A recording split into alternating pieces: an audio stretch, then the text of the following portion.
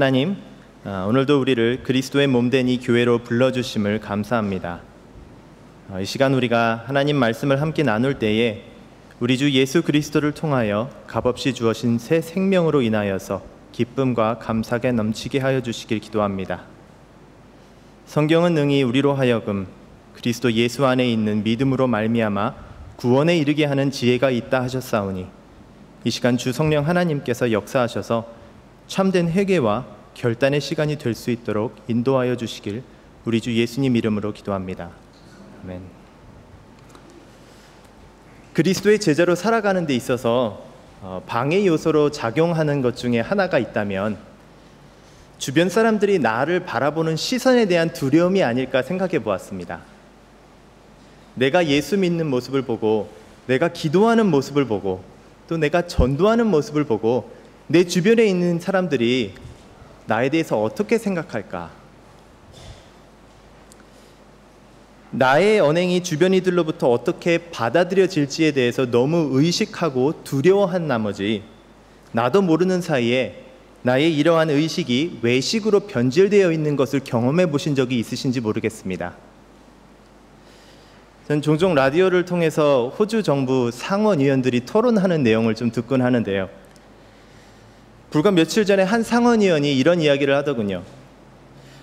호주의 모든 공립학교에서 성경을 가르치는 스크립처 클래스는 우리의 자녀들을 세뇌시키는 이러한 위험한 제도는 이제 없어져야 한다. 그리고 그는 자신의 경험에 의하면 스크립처 수업을 총괄하는 단체인 스크립처 유니언에 속한 그리스도인들을 만나본 자기의 경험에 의하면 그리스도인들이라는 사람들은 다 같이 위선적이고 동성연애자들을 차별하고 편협한 생각에 치우쳐서 구석기 시대에 사는 사람들과 같았다고 그는 이야기하면서 분노에 가득 찬 목소리로 그리스도인들을 맹렬히 비난하는 이야기를 한번 들었습니다. 그런데 신기한 것은 그 발언 이후에 충분히 다른 상원의원들이 발표할 기회가 있었음에도 불구하고 아무런 이의 제기 없이 다음 안건으로 넘어가더군요. 만약 여러분께서 이 발언자 바로 옆에 앉아있는 상원의원이었다면 어떻게 하셨겠습니까? 이 고비가 넘어가기를 기다리면서 고개를 푹 숙이고 앉아 계셨겠습니까? 아니면 왜 이러한 발언이 잘못된 것인지 과감히 이의를 제기해서 왜 스크립처가 필요한 것인지, 그리고 왜 그리스도인들에 대한 그의 이해가 잘못된 것인지 발언 후에 나에게 쏟아질 온갖 비난과 험담을 무릅쓰고 발언을 하시겠습니까? 우린 이미 갈라디아서 2장에서 바울이 베드로를 이러한 외식함 때문에 책망하는 모습을 보았습니다. 베드로가 이방인들과 식사를 같이 하다가 할례받은 유대인들이 그들에게 오자 그가 할례자들을 두려워한 나머지 물러가매 남은 유대인들도 그와 같이 외식함으로 바나바까지도 그들의 외식함에 유혹되었다고 2장 13절은 말하고 있습니다. 어찌 보면 갈라디아에 살았던 이방 그리스도인들을 생각하면서 이처럼 외식하는 유대인들의 피해자로 보실 수도 있을지 모르겠습니다. 하지만 오늘의 본문의 내용을 보면 바울은 갈라디아 교회의 이방 그리스도인들을 향해 강한 질책을 하고 있음을 우리는 볼 수 있습니다. 하나님께서 아브라함에게 주신 언약의 증표로 여겨졌던 할례를 받지 않고서는 진정한 그리스도인이 될 수 없다고 주장하는 유대인들의 거짓 주장에 솔깃해진 갈라디아 교인들을 향해 바울은 어리석다고 강도 높은 표현으로 질책을 하고 있습니다. 그리고 바울은 3장 13절과 14절에서 신명기 21장 23절 말씀, 곧 나무에 달린 자마다 저주 아래 있는 자라라는 말씀을 인용하면서 예수께서 유대인과 이방인 된 모든 이들을 위해 감당하신 이 속량 사건이 이미 율법서가 내다보고 있었던 사건이었음을 설명해 주고 있습니다. 그런데 사도 바울이 14절에서 말하는 바를 유대인의 입장에 서서 한번 잘 생각해 볼까요? 그리스도께서 우리를 위하여 저주받은 바 되사 아브라함의 복이 이제 이방인에게까지 미치게 되었다라는 이 바울의 말은 유대교의 전통을 중요시 여기고 또 아브라함의 친혈육이라고 자부심을 가지고 있었던 유대인들이 들으면 얼마나 터무니없는 주장이라고 생각했을까요? 이를 염두에 두어서인지 바울은 15절부터 18절에 걸쳐서 아브라함에게 약속하신 그 유업이 어떻게 유대인과 이방인 사이의 그 높은 벽을 뛰어넘어서 이제 예수 그리스도를 믿는 모든 자에게 거저 주어진 바 된 선물인지를 세 가지의 증거를 들어 차근차근 설명하고 있습니다. 첫째로 15절에서 바울은 사람의 예를 들며 사람의 언약이라도 정한 후에는 아무도 이를 폐하거나 더하게 하지 못하는데 하물며 하나님의 언약은 어떠하겠는가 라고 스스로 반문하고 있습니다. 언약이란 게 뭐 상황에 따라서 필요하면 좀 내용도 바꾸고 뭐 그럴 수 있는 거지라고 혹시 생각하시는 분이 계실지 모르겠습니다. 하지만 여기서 바울이 이야기하는 언약은 그저 우리가 생각하는 단순한 약속이 아닙니다. 한국어로는 언약, 영어로는 커브넌트라고 번역되어 있는 이 단어는 헬라어로 디아세케라는 단어인데요. 1세기 헬라권 문화에 살았던 사람들에게는 매우 익숙한 법적인 용어였습니다. 사람이 숨을 거두기 전에 마지막 남기는 유언에다가 법적인 효력을 더하기 위해 사인을 하고 도장을 찍어서 한번 작성되고 나서는 그 내용을 다시 변경하거나 무효 처리해버릴 수 없는 유언장을 가리켜 디아세케라고 불렀던 것입니다. 그래서 바울이 15절에서 들고 있는 예시는 사람의 디아세케도 정한 후에는 아무도 손을 대지 못하게 되어 있다면 신실하신 창조주 하나님께서 정하신 디아세케야말로 불변하고 영원한 언약일 수밖에 없다고 지금 바울은 증거하고 있는 것입니다. 두 번째로 바울은 하나님께서 아브라함에게 주신 언약이 애초부터 예수 그리스도 한 분을 가리키고 있다고 증거하고 있습니다. 우리 한번 16절을 함께 같이 볼까요? 3장 16절입니다. 이 약속들은 아브라함과 그 자손에게 말씀하신 것인데 여럿을 가리켜 그 자손들이라 하지 아니하시고 오직 한 사람을 가리켜 네 자손이라 하셨으니 곧 그리스도라. 한국어 성경 일부에선 헬라어로 아들 그리고 씨라는 그 두 가지의 다른 단어를 달리 분류하지 않고 그냥 자손들이라는 표현을 써서 번역하고 있습니다. 한 예를 들어서 3장 7절을 한번 보십시오. 3장 7절에 보면 그런즉 믿음으로 말미암은 자들은 아브라함의 자손인 줄 알지어다라는 말씀에서 자손을 가리키기 위해서 표현되고 있는 원어는 영어 성경에서도 보실 수 있듯이 아들의 복수형 아들들, 휘어스란 단어입니다. 하지만 3장 16절로 와보십시오. 3장 16절에서 아브라함의 자손을 표현하기 위해 사용되고 있는 원어는 단수형 스퍼마, 곧 한 씨라는 뜻을 지니고 있습니다.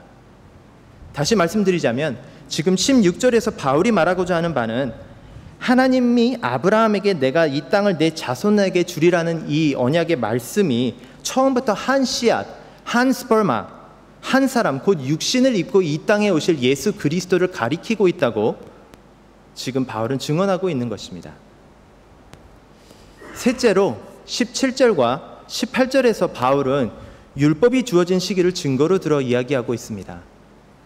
창세기 15장에서도 우리가 볼 수 있듯이 하나님이 아브라함과 언약을 맺은 시기는 모세를 통하여 이 세상에 언약이 율법이 들어오기도 전에 430년 전에 내 자손이 하늘에 셀 수 없는 별과 같이 많으리라는 하나님의 말씀을 믿음에 여호와께서 이를 그의 의로 여기셨다고 성경은 증거하고 있습니다.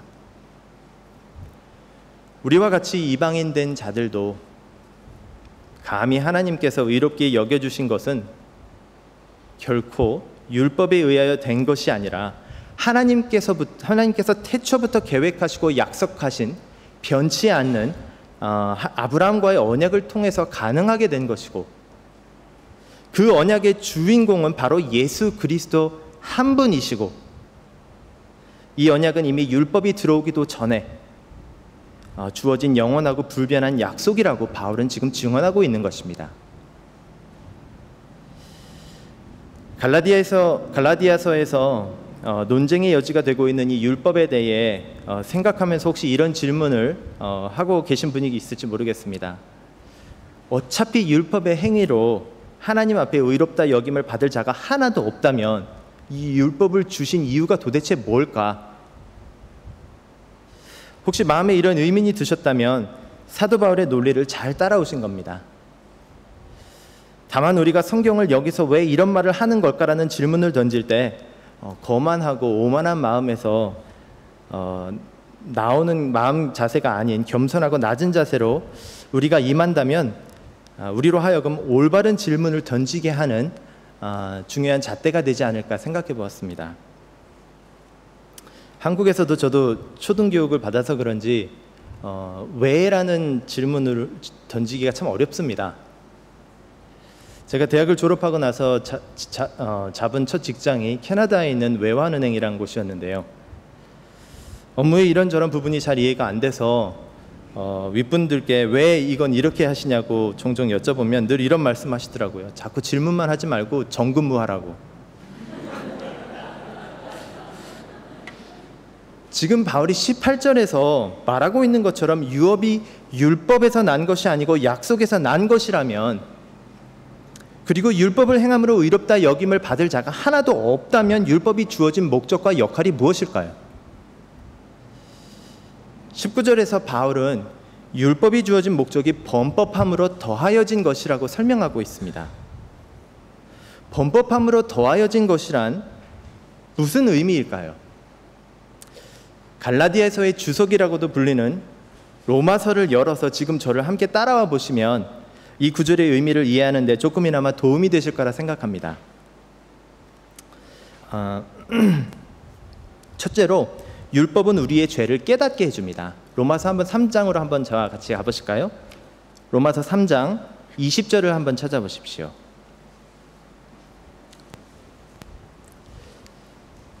봉독하겠습니다. 율법의 행위로 그의 앞에 의롭다 하심을 얻을 육체가 없나니 율법으로는 죄를 깨달음이라. 로마서 7장 7절도 한번 가보십시오. 그런즉 우리가 무슨 말을 하리요? 율법이 죄냐? 그럴 수 없느니라. 율법으로 말미암지 않고는 내가 죄를 알지 못하였으니 곧 율법이 탐내지 말라 하지 아니하였더라면 내가 탐심을 알지 못하였으리라. 우리가 죄를 져놓고도 하나님의 진노를 쌓는 행위를 해놓고도 율법 없이는 우리가 죄를 졌다는 것을 깨달을 수 없을 만큼 우리의 눈이 어둡고 우둔한 자라고 지금 말하고 있는 것입니다. 기원전 444년, 바로 이 해는 유대인들에게 있어 매우 특별한 해였습니다. 바벨론에서 70년 동안 포로로 잡혀가 노예 생활을 하다가 수많은 이들이 이스라엘로 귀환한 첫 해였기 때문입니다. 오늘 봉독한 느헤미야 9장은 그 당시 이스라엘 백성들이 참회하며 회개 기도했던 내용을 담고 있습니다.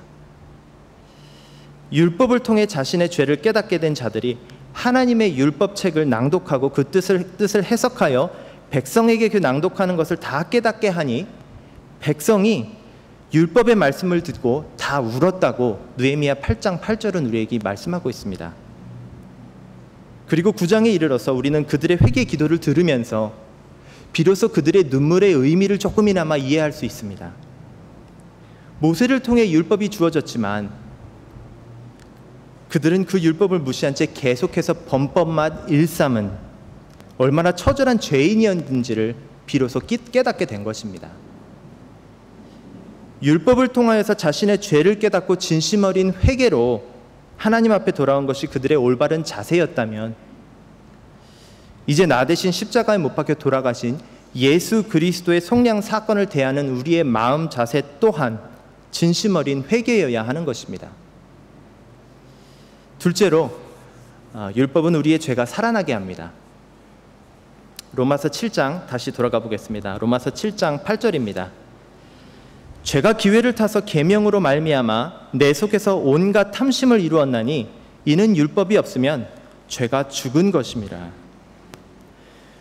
율법이 들어오면서 인간은 죄라고 생각하지도 못했던 그릇된 행위가 죄임을 깨닫게 되었지만 우린 육신을 입고 태어난 인간이기에 그 죄의 유혹을 뿌리치지 못한 채 그 죄가 내 마음 가운데 탐심을 이루게 되었다고 설명하고 있습니다.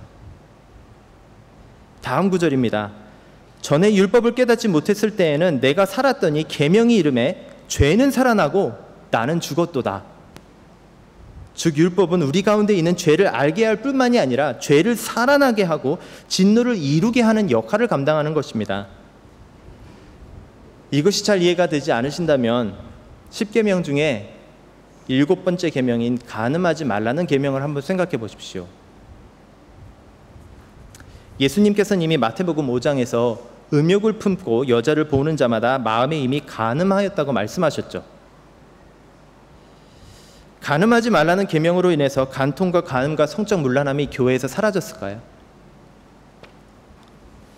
영국에서 팀 체스터란 목사님이 낸 한 통계에 의하면 설문조사 대상자 중 99%는 현재 교회 출석 중이었고 57%는 이미 결혼해서 자녀도 있고 교회에서 리더로 섬기는 분들이었고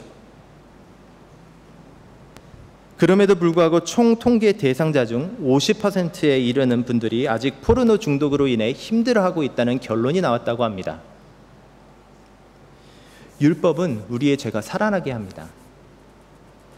셋째로 그리고 이러하기에 율법이 범법함으로 더하여진 것입니다. 우리를 정죄케 하고 우리의 죄가 살아나게 하는 이 율법은 이제 그 많은 죄 가운데서 허우적거리는 수많은 인간들을 위해서 우리와 동일하게 육신을 입고 율법 아래로 태어나셨지만 범죄치 않았던 유일한 인간 예수가 오실 때까지 감옥 간수의 역할을 하고 있고 이제 더 나아가서 이제 우리를 메시아 된 그분께로 인도하는 초등교사의 역할을 하고 있다고 지금 갈라디아서 3장은 말하고 있습니다.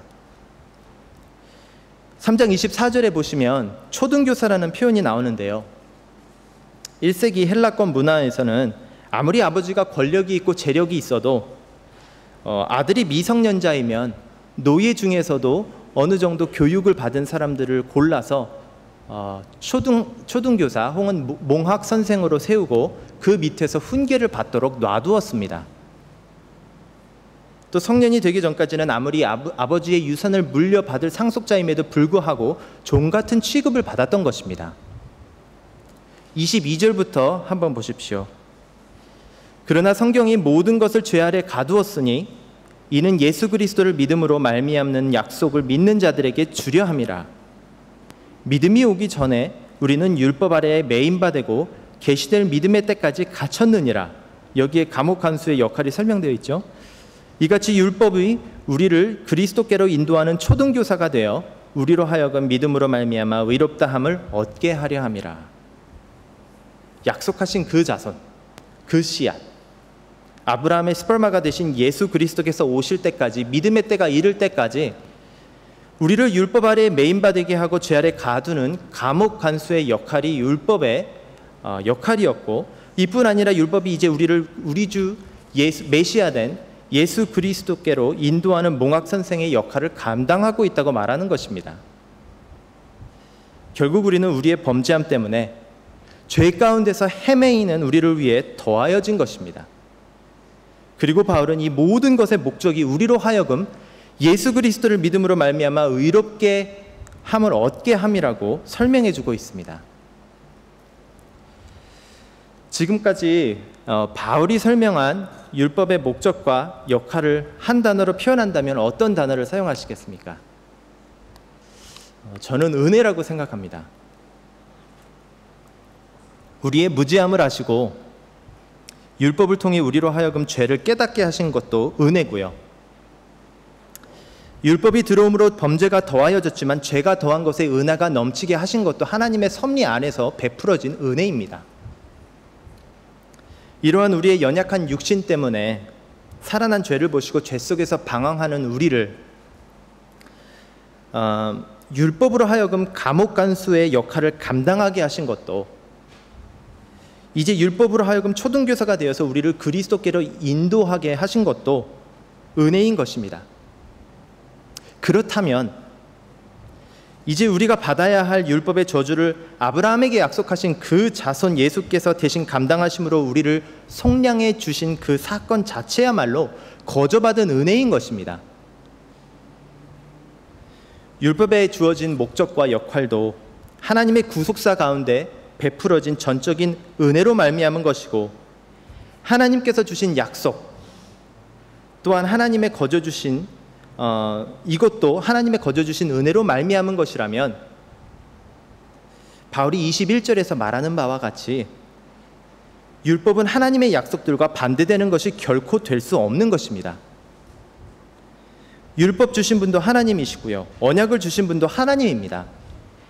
언약도 율법도 이 한 분 되신 하나님의 변함없는 성품, 은혜로 말미암은 것이 사실이라면, 사도 바울이 로마서 7장 12절에서 말하는 것처럼 율법은 거룩한 것이고 계명 또한 거룩하고 의로우며 선한 것이 되는 것입니다.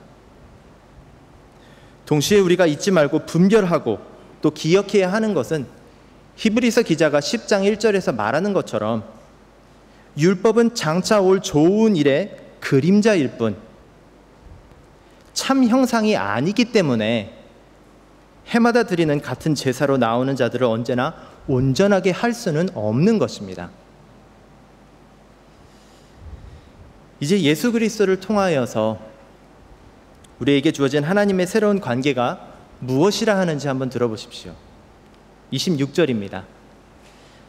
너희가 다 믿음으로 말미암아 그리스도 예수 안에서 하나님의 아들이 되었으니 누구든지 그리스도와 합하기 위하여 세례를 받은 자는 그리스도로 옷 입었느니라. 첫째로 예수를 믿음으로 우리가 하나님과 맺게 되는 새로운 관계, 얻게 되는 새로운 신분은 하나님이 독생자 되신 예수 그리스도 안에서 하나님의 아들로 양자 삼은 바 되는 것이라고 3장 26절과 4장 5절은 우리에게 말하고 있습니다. 또 예수를 믿는 자에게 이러한 놀라운 신분이 주어질 수 있는 것은 우리가 그리스도와 연합한 자가 되기 때문이고, 나아가 이 연합됨을 상징하는 세례는 우리로 하여금 그리스도로 옷을 입어서 우리의 그 어떤 허물과 죄악도 하나님 앞에서 감춰진 바 되고 간과케 되고 있음을, 그러하기에 값없이 주어진 은혜 때문에 가능해졌음을 우리에게 설명해 주고 있습니다. 여기서 하나님의 딸이란 표현이 없다고 여성분들께서 섭섭해하실 필요가 없다고 생각합니다. 지금 1세기 헬라 문화권에서 유산을 넘겨줄 때에 아들 명의로 하는 관습에 맞추어서 바울이 사용한 비유이기에 하나님의 아들이란 표현이 사용되고 있는 거지, 3장 28절을 한번 보시면 이미 말씀하고 있는 것처럼 그리스도 안에 속한다는 것은 성별도, 그 어떤 인종도, 사회적인 지위도, 그 모든 관계의 벽도 그리스도 예수 안에서 허물어짐을 이미 의미하고 있습니다. 두 번째로, 예수를 믿음으로 우리가 하나님과 맺게 되는 새로운 관계, 얻게 되는 그러한 새로운 신분은 우리 또한 아브라함의 씨가 되고 하나님께서 예비하신 하늘나라의 유업을 잇는 상속자가 되는 것입니다. 29절을 한번 보십시오. 너희가 그리스도의 것이면 곧 아브라함의 자손이요 약속대로 유업을 이을 자니라. 여기서 아브라함의 자손이라는 표현을 쓸 때 스पर्마라는 단어를 사용합니다. 율법이 주어진 목적과 역할이 하나님의 은혜로 말미암은 것이라면, 그리스도 안에서 주어진, 우리에게 주어진 새로운 관계와 신분은 더욱이 하나님께서 주시는 은혜인 것입니다. 한번 생각해 보십시오. 우리가 입양되어서 아들의 명분을 얻고 양자가 되는 것도, 또 하나님의 영원한 나라의 유업을 이어받게 될 상속자가 되는 것도 다 전적으로 아버지 되신 분의 온전한 은혜 가운데서 베풀어지는 것입니다. 나의 공로나 나의 노력, 나의 내세울 것이 그 어떤 것도 없고 내가 할 수 있는 것이라고는 아버지께서 베푸시는 그 은혜에 감사하고 양자 삼아주시고 나를 상속자 되게 해주신 하나님의 은혜로 인해서 기뻐하는 것뿐입니다. 4장 1절부터 7절에 이르기까지 바울은 이제 이 땅 가운데 예수께서 찾아오심으로 말미암아 율법의 시대, 즉 이 세상의 초등 학문 아래서 종노릇하던 시대가 지나가고 우리에게 아들의 신분을 가진 우리에게 새로운 시대가 열렸음을 선포하고 있습니다. 새 언약 대신 예수를 믿어서 새 생명을 얻고 새 하늘과 새 땅도 우리의 것이 되고요. 우리가 이 세상에 있을 동안만큼은 하나님의 그 아들의 영, 곧 성령 하나님을 우리 가운데 허락하셔서 멀리게만 느껴질 수 있는 하나님을 이제 아빠라고 부를 수 있게 되었다고 말씀하고 있는 것입니다. 4장 4절입니다. 때가 참에 하나님이 그 아들을 보내사 그를 여자에게서 나게 하시고 율법 아래에 나게 하신 것은 율법 아래에 있는 자들을 속량하시고 우리로 하여금 아들의 명분을 얻게 하려 하심이라. 너희가 아들이므로 하나님의 그 아들의 영을 우리 마음 가운데 보내사 아빠, 아버지라 부르게 하셨느니라. 예수 그리스도를 믿음으로 말미암아 우리의 신분이 종에서 아들로 바뀐 만큼 우리는 더 이상 율법의 종로를 탈 필요가 없는 것입니다. 그럼에도 불구하고 아직도 종로를 타려 든다면 바울은 이러한 자세가 곧 약하고 천한 초등 학문으로 돌아가는 것과 같다고 어리석은 행위라고 꼬집고 있습니다. 오직 믿음으로 말미암아 의롭게 여김을 받은 것이 우리라면 우리의 언행이 예수 그리스도 안에서 자유한 하나님의 아들답게 그리스도와 연합하고 그리스도로 새 옷 입은 자로서 합당해야 하는 것이고요. 우리의 행위 또한 예비하신 하늘나라의 유업을 잇는 상속자답게 이 세상의 삶이 우리의 마지막 호흡이 붙어있는 날까지 그렇게 살아야 하는 것입니다. 우리의 처한 상황이 각각 다르기에 우리에게 주어진 새로운 관계와 그 신분에 대해 합당한 행위를 적용하는 것도 다 다를 거라 생각합니다. 적어도 갈라디아 교회 사람들에겐 있어서 그들이 얻은 새로운 관계와 신분은 갈라디아에 들어온 거짓 증거하는 자들의 주장에 동요되지 않는 것이었습니다. 이방인들도 할례를 받아야 그리스도인이 될 수 있다는 거짓 복음에 맞서서 진정한 복음은 더 이상 그 사람의 이 사람들의 어떤 행위로도 그 어떤 노력으로도 의롭다 여김을 받을 수 없음을 말하고 있다고 담대히 선포할 수 있었어야 했습니다. 하지만 안타깝게도 이러한 거짓 형제들의 주장에 갈라디아 교인들의 귀가 솔깃해졌음을 우리는 10절을 보면서 엿볼 수 있습니다. 10절을 통해서 우리는 갈라디아인들이 유대교의 온갖 절기와 명절을 준수하면서 마치 이러한 규범과 규례에 대한 순종이 하나님 앞에서 의롭게 여김을 받는데 조금이나 보탬이 되는 것처럼 행동하였음을 보게 됩니다. 바울이 얼마나 답답했을까요? 그리스도인이라면 새 언약을 통해서 은혜로 값없이 얻게 된 새 생명 때문에 오늘도 이에 합당한 행위를 영위해 가는 것이라고 가르치는 복음을 애써 왜곡해서 이제 그 순서를 뒤바꿔서 하나님께서 원하시는 행위를 통해서 새 언약과 새 생명도 쟁취할 수 있다고 주장하는 것은 마치 약하고 천한 초등학문으로 다시 돌아가는 것과 그리고 그 밑에서 종로를 타는 것과 다름없는 행위였던 것입니다. 그리고 11절에서는 내가 너희를 위하여 수고한 것이 헛되게 될까 두렵다며 안타까운 외침을 내뱉지요. 뭐랄까요? 마치 자신에게 주어진 자유를 포기하고 아이시스 무장 세력 군단의 신부가 되겠노라고 성노예가 되겠노라고 자청해서 시리아로 들어가는 것과 같지 않을까요? 우리가 거짓된 주장을 일삼는 무리 가운데 둘러싸여 있을 때에 이러한 위협과 유혹에 타협치 않게 하는 최고의 방어책은 진리 가운데 굳게 서는 것입니다.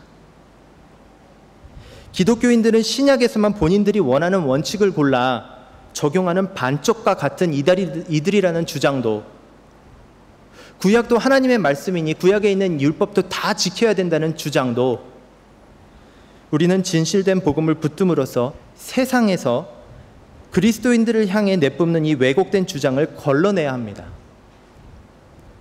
그들의 왜곡된 주장을 너무 의식한 나머지 나의 언행마저도 외식함 그 자체로 변질되게 해서는 아니 되는 것입니다. 이러한 복음을 왜곡해야 하는 주장의 출처가 어떤 숨은 의도에서든지 무지함에든지 간에 예수님께서 말씀하신 것처럼 뱀같이 지혜롭고 비둘기같이 순결한 마음으로 진정한 복음을 사수해야 하는 것이 우리의 역할인 것입니다. 바울은 사도행전 20장에서 내가 떠난 후에 사나운 이리가 여러분에게 들어와서 그 양떼를 공격할 거라 우리에게 경고하고 있습니다. 복음을 뒤틀고 왜곡시키는 이들에게 둘러싸여서 위기를 맞이할 때마다 그리스도 안에서 주어진 우리의 새로운 신분과 관계에 합당한 행위가 무엇인지 지혜롭게 판단하시길 바랍니다. 그것이 빚진 자의 마음으로 복음 나눌 기회를 엿보는 것이든지 아니면 복음을 왜곡시키는 이들을 위한 진심 어린 기도이든지 여호와 하나님을 사랑하고 내 이웃을 내 몸과 같이 사랑하라는 하나님 예수 그리스도께서 남겨주신 그 두 계명이 두 기둥의 잣대 역할을 해야 될 것입니다. 에베소서 2장 8절부터 10절의 말씀을 읽고 이제 마치도록 하겠습니다. 너희는 그 은혜에 의하여 믿음으로 말미암아 구원을 받았으니 이것은 너희에게서 난 것이 아니요 하나님의 선물이라. 행위에서 난 것이 아니니 이는 누구든지 자랑하지 못하게 함이라. 우리는 그가 만드신 바라 그리스도 예수 안에서 선한 일을 위하여 지으심을 받은 자니 이 일은 하나님이 전에 예비하사 우리로 그 가운데서 행하게 하려 하심이니라. 아멘. 다 같이 기도하시겠습니다. 변치 않는 약속의 하나님, 하나님의 구속사 가운데 숨겨진 그 비밀을 이제 우리 주 예수 그리스도를 통하여 밝히 드러내시고 우리로 하여금 이제 예수 그리스도를 믿음으로 말미암아 새 생명 얻게 하심을 감사합니다. 우리가 아직 죄인 되었을 때에 그리스도께서 우리를 위하여 죽으심으로 하나님께서 우리에 대한 자기의 사랑을 확증하셨으니 우리가 값없이 주어진 은혜의 빚진 자요 내세울 것이 아무것도 없음을 고백합니다. 하나님, 우리의 연약한 육신으로 인하여서 남에 대한 지나친 의식이 외식으로 변질될 때마다 복음을 왜곡하는 자들이 우리를 애워싸고 위협할 때마다 길이요 진리요 생명 되신 예수 그리스도의 복음을 직시하게 도와주시길 간구합니다. 우리의 육신이 그 마지막 날 하나님의 찬란한 영광을 볼 때까지 약속하신 생명의 면류관을 씌워주실 때까지 소망 가운데 감사하며 인내할 수 있도록 도와주시길 우리 주 예수님 이름으로 기도합니다. 아멘.